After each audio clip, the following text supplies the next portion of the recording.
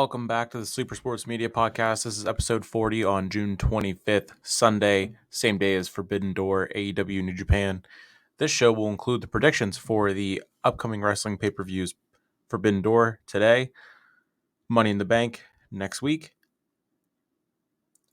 as well as the SmackDown results, some of them from Friday night. This includes Bayley staying in the Money in the Bank match after her putting up her spot against Shotzi was cut from SmackDown. Then we had LA Knight, who was supposed to be in a triple threat match, was cut and rearranged to face Rey Mysterio, who he beat. He got louder cheers for. He is crazy over and probably going to be pushed to look really good in this ladder match. I was shocked that they had him win. Figured he would go into Money in the Bank with losing X amount of matches in a row. Then we had the unification match of the WWE Women's Tag Team Champions and the NXT Women's Tag Team Champions, Ronda Rousey, Shayna Baszler. They won. I figured that was going to happen. I didn't watch the match up until Raquel got into the ring and had the face-off, and then would bring back a returning Liv Morgan. Now a championship match has been made official for Money in the Bank. More women's tag title news. Zero News has said that the women's tag titles will be getting new belt designs, as well as the men's. They're both going to match. They are going to follow suit as the World Tag Team Champions and the WWE tag titles. So I don't know if that also means that they're going to split the men's titles now, which wouldn't make sense, or if they're just going to do World Tags as the men's and WWE tags as the women's. It's to apparently make it the same. Then we run into little collision preview review. CM Punk and FTR, Ricky Starks, they lost to Juice Robinson, Jay White, and the Guns. Darby Allin, Sting announced their partner for Forbidden Door, some guy from New Japan that I will read through as I go over the card. Powerhouse Hobbs was in action. He beat some guy named Jeremy Prophet. Swerve Strickland lost to Tanahashi. Willow Nightingale won the quarterfinal matchup for the Owen Hart tournament, and Brody King versus Andrade. Andrade won via disqualification. SmackDown preview for next week in London at 3 p.m. from the O2 Arena, which there could be a possible sighting of KSI. Also, KSI possible sighting at Money in the Bank.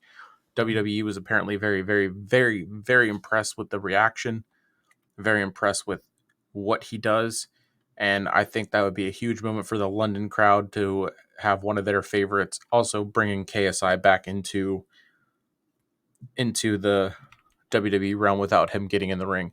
Also, Logan Paul is going to be on SmackDown as a guest on the Grayson Waller show. Grayson Waller is apparently injured, and that's why he's not wrestling. And that's why he's been on the main roster now for 2 months and has yet to have his debut match on SmackDown. Roman Reigns returns. Will be a big, big, big moment, especially after seeing him at a live show over in the UK earlier this week. The crowd was singing "Oh Tribal Chief," and he was directing it kind of like Seth. He wants to be Seth so bad, but we still acknowledge our Tribal Chief, Roman Reigns. Then we have Charlotte Flair versus Asuka for the WWE Women's Championship. There was a backstage segment. Adam Pearce getting everything in line, and Bianca Belair comes in. Adam Pearce tells Bianca that she is barred from ringside at that match, and she said, "We'll see." So that's how she feels about that. Pretty Deadly. Speaking of the Grayson Waller effect, Pretty Deadly was on the show. I don't understand them. I'm not a big Pretty Deadly guy, but they take on KO and Sami Zayn in their hometown in London at the O2 for the Undisputed Tag Team Championship. I don't think that they're going to win right away. They took on the Street Profits, which I wish the Street Profits would have won. They lost kind of a roll up on Dawkins. He looked kind of upset. Maybe that heel turn is coming. Hopefully it's as a group, the Profits and Bianca, not just one of the Profits on the other. They advertise a Raw preview. The Women's Money in the Bank will have a summit match, or a summit on Raw, and again, Logan Paul is on the Grayson Waller effect for SmackDown next week. This is going to be a quick episode. Going into the Forbidden Door card, this is according to Wikipedia. We have Athena versus Billy Starks in a women's Owen Hart Cup tournament first round matchup. I'm going to go with Athena. Then we have a 6-man tag match: the United Empire, Jeff Cobb, Kyle Fletcher, TJP versus a team from Japan. I'm going to pick Athena and United Empire. Then we have a singles match. This is also on 0 hour. 4 0-hour matches for 11 total, or 14, I believe, 14 total matches. We have Stu Grayson versus El Phantasmo singles match. Stu Grayson be my pick. Then we have Mogul Embassy versus Roppongi Vice. I do remember them from being on the card last year. 6-man tag match. I'm going to go Mogul Embassy. Swerve Strickland just lost on Saturday at Collision. I think his team will probably get the win. Then we have the first match on pay-per-view according to Wikipedia: Kenny Omega versus Will Ospreay. Singles match for the IWGP United States Heavyweight Championship. I'm going to go Will Ospreay to take it from Kenny. Then we have what is rumored and what is being talked about as the main event is Bryan Danielson versus Okada. Singles match, I'm going to go Bryan Danielson. Then we have a singles match for the IWGP World Heavyweight Championship: Sonata versus Jungle Boy. I'm going to go with Sonata to retain. What I would put as the main event, because I think world titles of said promotion should go on last, but according to Tony Khan and MJF, that's not needed. We have a singles match for the AEW World Championship: MJF versus Hiroshi Tanahashi. Definitely going to go with MJF to retain. Then we go into the 9th match on the card: Late Suzuki Gods versus Sting, Darby Allin, and Tetsuya Analo. 6-man tag match. Going to go with Darby Allin, Sting, and their partner.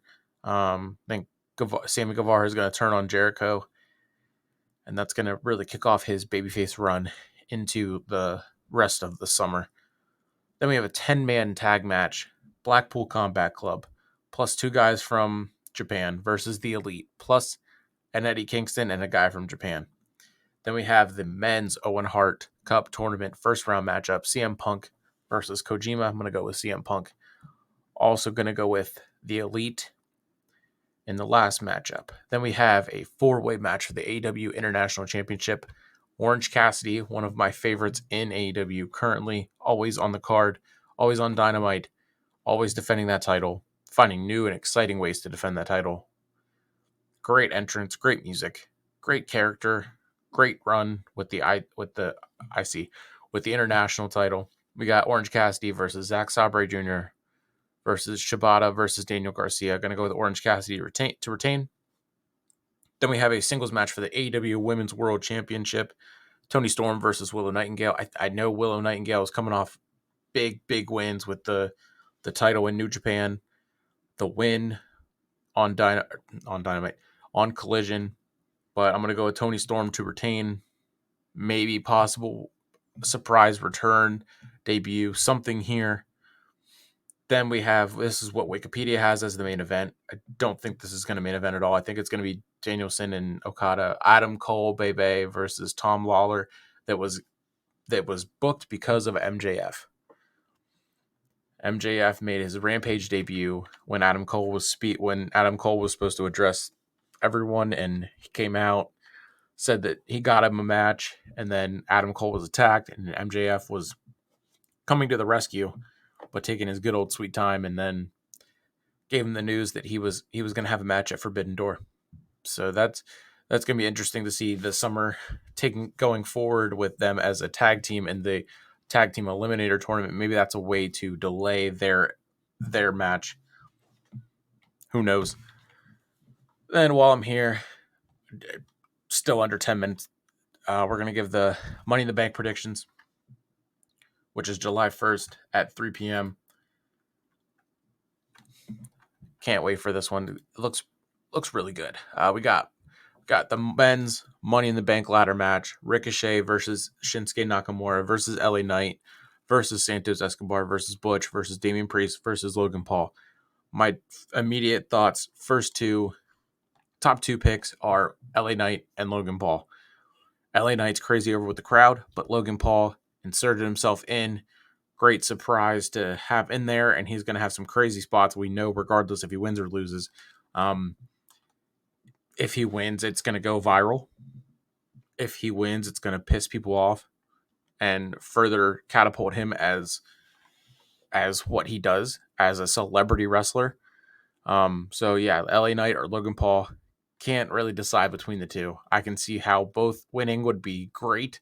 If LA Knight wins, though, is he really going to be the one to go and cash in on a Seth Rollins? Is that how he would want to win? Go and win the heavyweight championship? Is he gonna win and go cash in on Roman? Is that how he wants to? Is that really how they want to have a title reign like that end?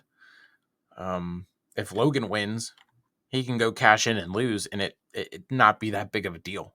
Logan loses at everything, so that if he wins Money in the Bank and holds it until SummerSlam, showing up here and there, it's still going to piss people off. It's still going to drive people to watch and wonder when Logan Paul is going to show back up. It could also require him to be on more so people can see the Money in the Bank briefcase. And then he can cash in at SummerSlam because we know that he's going to be at SummerSlam. And he can lose. He can lose versus a Seth Rollins. It can set up a rematch for either one, Roman or Seth. And he can lose yet again and still be okay. Then we go into the women's side. Zelina Vega versus Becky Lynch versus Zoe Stark versus Bayley versus Io Sky versus Trish. My immediate pick is I want Becky to win because I know she's coming down to the wire with her career, and this is the only thing that she's never done. She's main evented WrestleMania. She's held two titles at one time. Tag team champion, Royal Rumble winner. Only thing left to do is win Money in the Bank. Zelina Vega could also be a good pick. She's been getting wins. She's been getting pushed. And then we got Zoe Stark, who is still brand new to the roster, but doing great stuff. Bayley and Io, I think they're going to build the tension on that side with Damage Control. And then we have Trish, which I think it's going to tie into Zoe and Trish going after Becky and not doing everything they can to not let her win. Zelina is going to kind of be in there, and then it's going to be Bayley and Io butting heads. So this is going to be an interesting match. I'm shocked that they cut the match out, putting Bayley's spot on the line against Shotzi. But I got to go with Becky Lynch to win the women's ladder match. Then we go into Cody Rhodes versus Dominic Mysterio with Rhea Ripley. I think for this one, it's not going to end clean. It's going to end because of an interfering Brock Lesnar. But my thought was the fact that Brandy Rhodes has been tweeting at Rhea Ripley a lot recently. This could be the way to bring her back into things and bring her into the WWE side. I don't know if she has any plans on returning into the ring and doing that kind of stuff, but she's been tweeting at Rhea a lot. What you could do is you could have Rhea messing with Cody and doing their Judgment Day thing, and then all of a sudden Brandy comes out. Her and Rhea start going at each other around ringside, and then they find their way back to the backstage area. Then all of a sudden, after that, crowd goes wild. Dom and Cody start going back and forth again. Then all of a sudden, to end it, you have Brock come out, interfere. Dom wins. Cody loses. Crowd is hot because Dom wins. Brock interferes and gets involved, setting up Brock Cody 3 at SummerSlam. Throw a stipulation on it, wrap the bow, and let Cody get back on the road to finishing the story. So I got Dom winning because of a Brock Lesnar interference. Then the fourth match on the card, according to Wikipedia, is a singles match for the World Heavyweight Championship. Seth freaking Rollins versus Finn Balor. Going to be a great, great match. The story to this has been awesome. It took over the first 30 minutes of Raw last week after Vince made a few changes. Instead of an open challenge being answered by Seth to Tommaso Ciampa, The Miz came out, said he was going to answer. Then a returning Tommaso Ciampa came out. They had a match. I still think it should have been Johnny Gargano, but it was Ciampa. I mean, I guess it makes sense that Ciampa answering an open challenge to a championship means he's going to lose. So I see why Triple H and Vince, whoever it actually was, switched up the plans. That Seth then defended it in an defended it on NXT the following night, beat Braun Breaker, was a fantastic match. Finn then followed Seth to NXT and beat the hell out of him to end the show. So I got Seth beating Finn in a great match. I think this could possibly be match of the night if it wasn't for what will probably be the main event, the Bloodline, Civil War, Roman Reigns, Solo Sikoa, Paul Heyman versus the Usos in a Bloodline Civil War tag team match. I think Roman and Solo lose, and I think Roman will have to take the pinfall. As crazy as that is going to be, I can't wait to see it. Roman gets pinned for the first time since December against Baron Corbin to Jimmy and Jay. I think Jimmy was the first one to ever pin Roman in WWE. I think Jay gets the pin here, and it sets up Jay versus Roman for SummerSlam.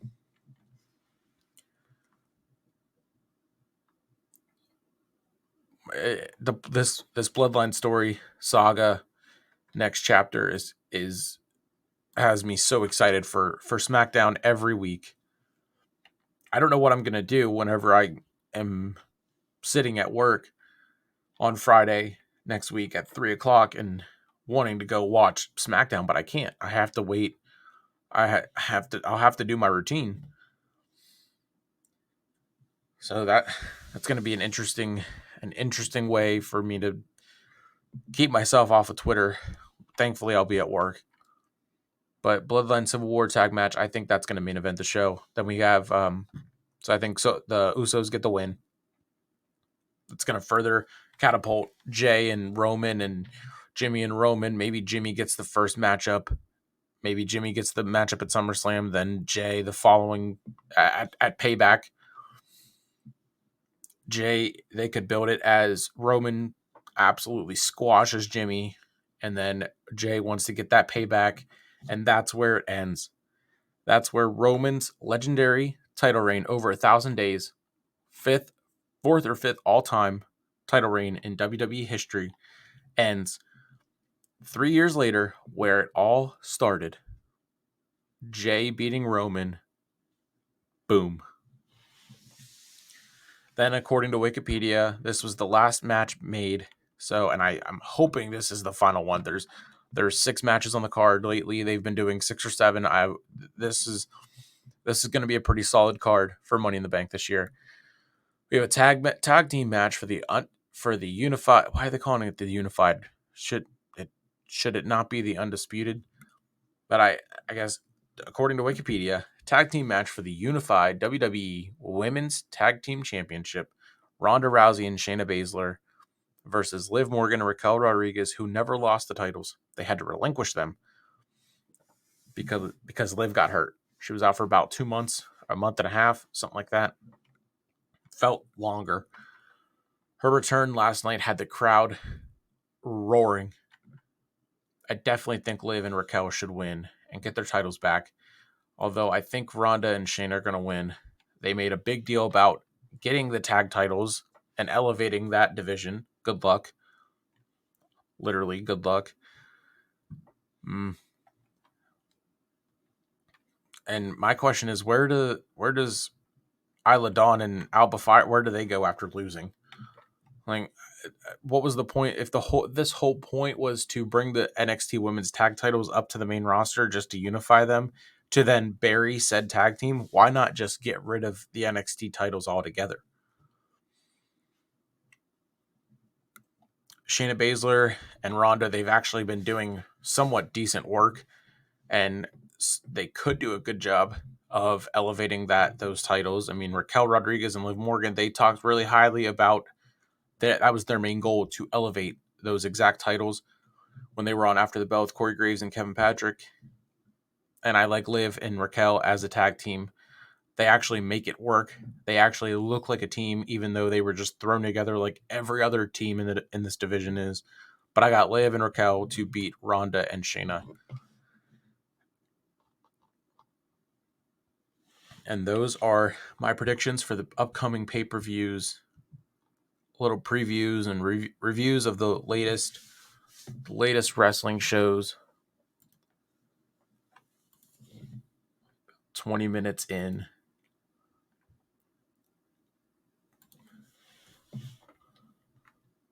I'm going to look at some upcoming movies and movies that I've gone to recently. Let me give my thoughts on them next, since this is, again, Sleeper Sports Media. Don't hit that snooze button. We're not done.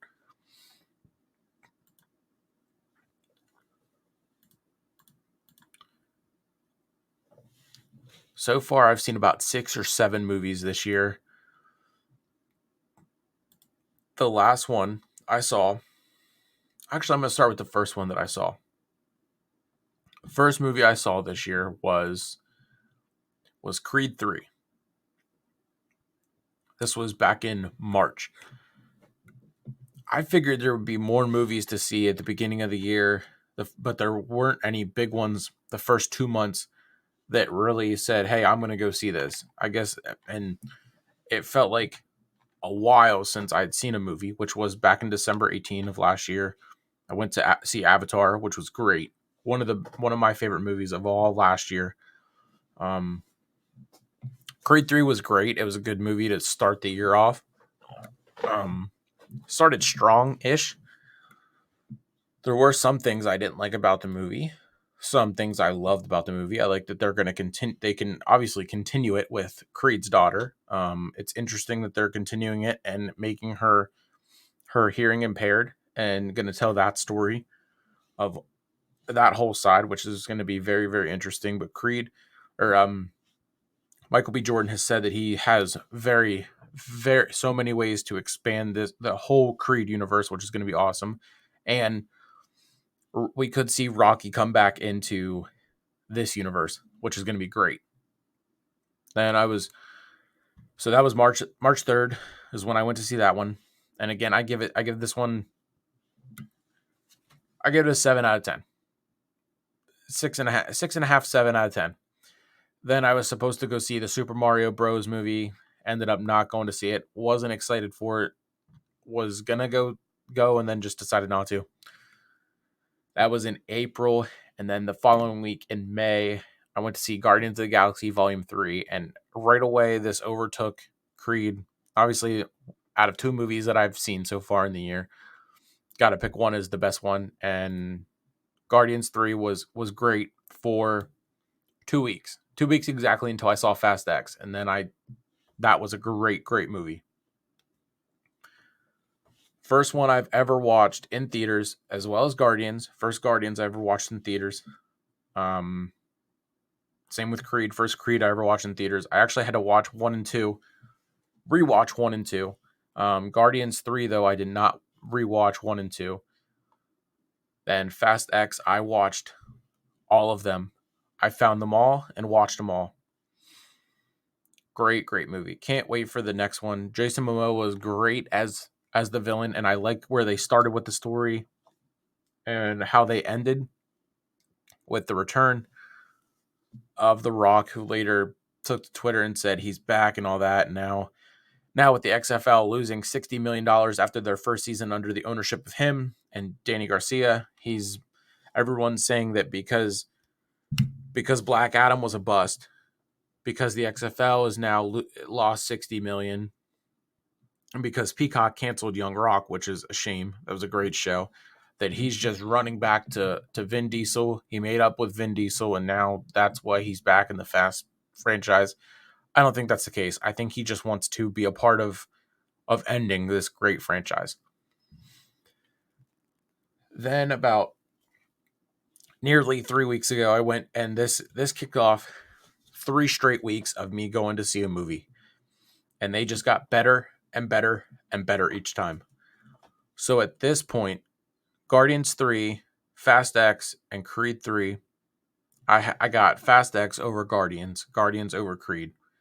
Then I saw Spider-Man Across the Spider-Verse. It was a good movie. I never watched the first one, so then I had watched it that night before I went. The first one was all right. Was the animation in the second one, when I saw it in theaters, I thought, did I accidentally select the 3D one? Is what is up with this animation? But overall, it was great. The animation, once I got used to it, fantastic movie. Still not above Fast X or Guardians. So at this point, Fast X, Guardians, Spider Man, and then Creed. So Guardians, immediate 9.5 out of 10. Fast X, 9.7. Spider Man, 7.5. Then I saw Transformers: Rise of the Beast. This was like I said, a week later, June 9th. Wow. Again, the first Transformers movie I ever saw in theaters. And I realized whenever I watch this one, I've only seen Bumblebee, the first and the second one. Never watched the third, fourth, or fifth one, or the sixth one, if that's how many there. I can't even tell you how many there are, but this was a great, great movie. Enjoyed this one a lot.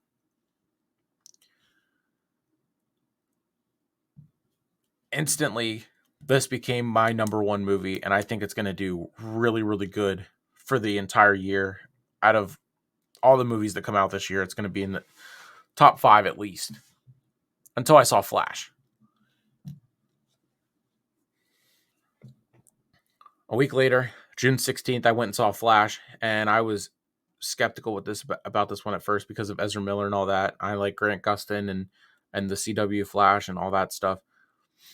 People immediately said it was a bust because it did worse than Black Adam. I didn't even see Black Adam in theaters. I didn't have a problem with Black Adam. Everyone else has a problem with Black Adam. I thought the Flash was really good. I went with my friend. He thought otherwise. My my friend fell asleep 25 minutes into the movie. And it was at this point that I realized I will not take friends to the movies anymore unless they actually want to go and show that they actually want to go. But The Flash is right now my number one movie for the year. I didn't have a single issue with The Flash or Transformers, but I can't just, I guess, can you really give two movies, let alone 10 out of 10s? No, of course not. Someone will find something wrong with the movie. And at that point, what's the point of arguing with someone saying, "Oh, this movie was definitely not a 10 out of 10." Whatever. The rest of the movies coming up that I plan to go see are yeah, I can't believe I didn't see I never went and saw Ant-Man. Quantumania, whatever. I haven't seen any of those ones though.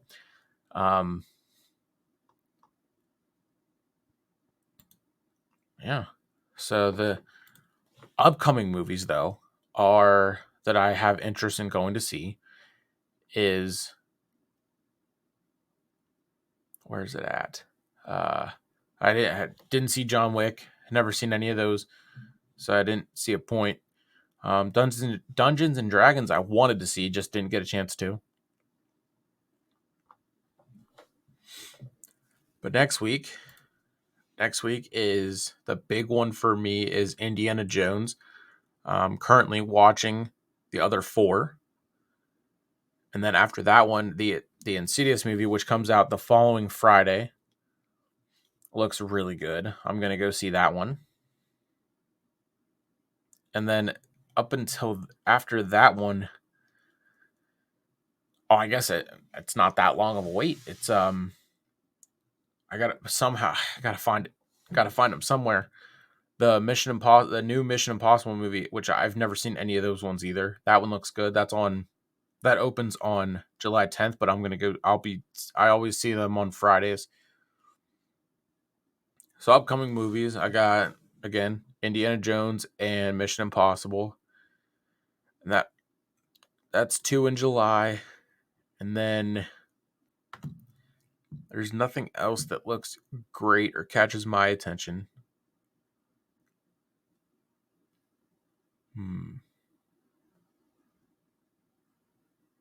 Talk to Me doesn't look bad. The end of July there.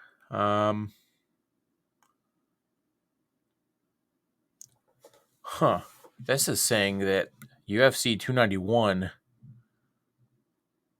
in theaters. That's interesting. I think I might be notifying myself whenever those if tickets for a UFC event in a movie theater actually go on sale. Considering the theater near me doesn't show wrestling pay-per-views. Every time I go in there, I ask, they just look at me funny. So that wraps up July. In August, the first trailer, the first time I saw this trailer, the Meg 2, The Trench, which is on August 4th. Thankfully, it's a Friday. I'll be definitely going to see that one.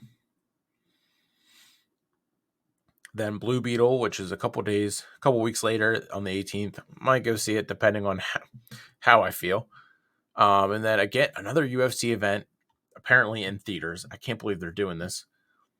But again, they don't do wrestling pay-per-views. I definitely might go see that one. Sterling versus O'Malley. Watch the Sugar Show, get that UFC title in a movie. That'd be sick. That would be absolutely awesome. Sign up for email noties on that one for sure. And then going into the fall, yeah, I say it's the fall. September, The Equalizer. Might go see that one if I'm bored. It's on a Friday. Actually, never mind. I'll be in Hershey Friday, September 1st for Friday Night Smackdown. Hopefully then be in Pittsburgh as well for Payback on the following day. And then again, looking, there's nothing in September. Expendables, that looked good. That trailer looked good. Give that a shot for sure. Got to find the other ones to watch. And then it goes right into October, and I don't think there was anything in October that I saw and had, oh, okay, I got to go watch that. Scarface 40th anniversary. That's even that's in November. And then the Hunger Games, that looked really good. Friday, November 17th. Friday, November 10th is the Marvels. Gonna go see both of those. And then that sends us into the new year with nothing big. Nothing big in the month of December right now. Something else might pop up.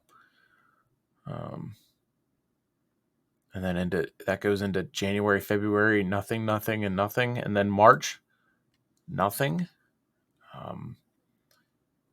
And then apparently, Across the Spider, that was one I just saw.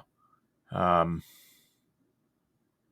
that's crazy. And then, and then it's nothing so far. So that wraps up the movie part. Yeah, Barbie and Elemental, heard about them. Don't care enough to go see them. Same with Little Mermaid, just don't care enough to go see it. So that is going to wrap this one up. Thank you for tuning in. Thank you for subscribing and supporting the channel. Please go support the Facebook group, Sleeper Sports Media, Exceptional Sports News, and the new one that I'm a part of, proud to be a part of. Going to be joining them every Tuesday for their wrestling podcast. It is the new group that I'm a part of is the Sports Empire Network. It's a page on Facebook. They do they cover every sport you could think of. Go check them out. Go check out their individual channels on YouTube. Give them all the support that you give me. I will be joining the Line in the Stand podcast Tuesday nights. Cannot wait to be on future episodes. Check out the last episode I was on, which is on a live stream on my channel. and theirs. And again, please, please, please share, continue hitting that subscribe button. Don't hit that snooze button. And I will catch you on the next episode of the Sleeper Sports Media Podcast. Thank you again. This has been Nick Witosh. I'll catch you next time.